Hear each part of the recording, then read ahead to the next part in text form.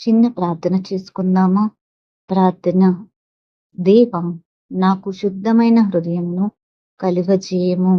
నా లోపలి ఆలోచనలు, భావాలు, ఉద్దేశాలను నీవే పరిశీలించి శుద్ధి చేయము. ఆమేన్.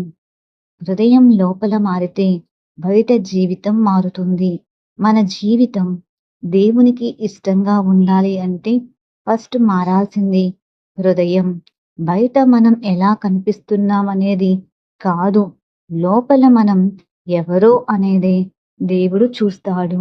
హృదయం శుద్ధమైతే మాటలు, పనులు, నిర్ణయాలు అన్నీ పరిశుద్ధంగా మారతాయి. మన హృదయం అపవిత్రంగా ఉంటే ప్రార్థనలో ఆనందం తగ్గుతుంది. పాపం చిన్నదిగా అనిపిస్తుంది. ఇతరులపై ప్రేమ తగ్గిపోతుంది. కానీ దేవుడు చేయగలిగేది ఏంటంటే పాత హృదయాన్ని తీసివేసి కొత్త హృదయాన్ని ఇవ్వటం. దావీదు రాజు చేసిన ప్రార్థన ఇదే. ప్రభువా, నా యందు శుద్ధమైన హృదయం కలుగచేయము. బైబిల్లో ఇలా ఉంది. కీర్తనలు 51:10, మత్తయి 5:8, సామెతలు 4:23, ఎహెజ్కేలు 36:26. ఒక్కసారి చదవండి. ఆమేన్.